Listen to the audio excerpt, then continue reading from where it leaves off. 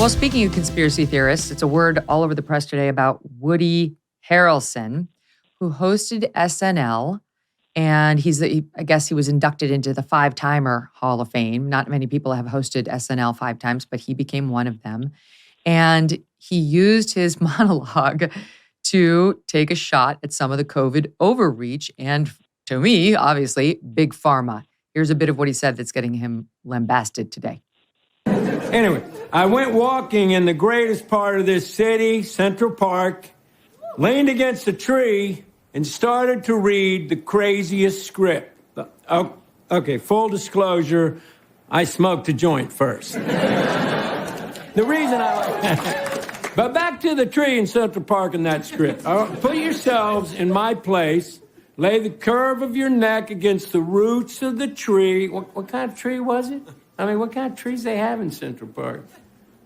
Oh, yeah, it was a palm tree. So, lay your head on the palm, fire up a hooter from Jeremy,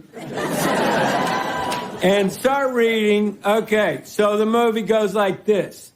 The biggest drug cartels in the world get together and buy up all the media and all the politicians and force all the people in the world to stay locked in their homes.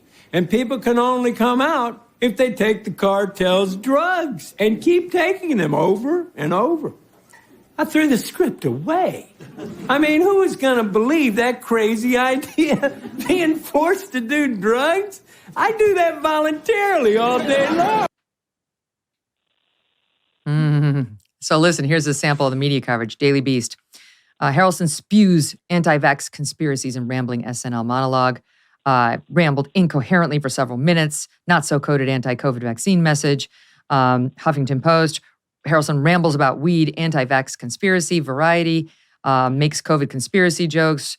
Rolling Stone, bizarre anti-vax tangent. The Independent, baseless anti-vax conspiracy rant. Here we go.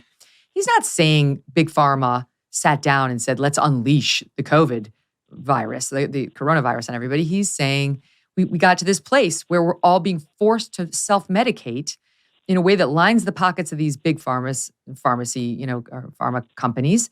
And we're complying. We're just going along with it. It didn't seem to be something we ever would do, Drew. He didn't spew anything. He made a joke about conspiracy theory. I thought it was brilliant. I don't agree with it. It's an interesting theory. May end up being true one day. Again, I'm agnostic. But it was a good joke. Adam, do you agree it was a good joke? Well, it was a good joke in that it provoked thought and discussion. You know, I don't know if it was a good joke in terms of setup, punchline, but it was a good joke in that we're all discussing it now, which is what good jokes are supposed to do and why it's bad to try to silence comedians. It's got us all kind of interested in it. What was it a metaphor for? And it sparked a discussion and a debate, which is what satire is supposed to do. And Adam, you said what are journalists supposed to do? Comedians for me through this pandemic have gone in that same category. It's like are you a journalist? You're not asking questions. Same thing with comedians. You're not poking fun at the important events of the day.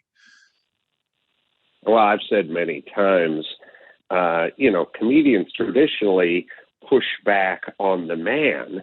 And I try to explain to all my comedian friends in Los Angeles, Donald Trump is not the man.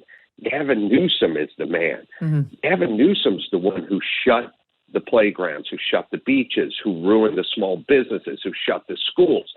He's the man. Why aren't you saying something about your governor who's locking kids in their homes and welding pipes over basketball hoops? Remember we took metal pipes and welded them over outdoor basketball hoops? Yep. The best thing you could have done during COVID is go out in the sunshine and get some exercise. That's the man. Why aren't the comedians pushing back against him? So yes, it was sad and kind of pathetic and really just disappointing to see the comedians sort of silent. Yeah. And but also Big Pharma. I mean, they're the man. Yes. When you want to punch somebody, you want to punch up. Who's got Yeah. more money and more power right now in America than Pfizer? I'll wait, right? Why wouldn't he feel comfortable? Why shouldn't he feel comfortable taking shots at them? I'll tell you, we had Scott Gottlieb on this show, on the board of Pfizer, and I asked him about the fact that they're pushing and mandating these vaccines when natural immunity works. Natural immunity can protect somebody.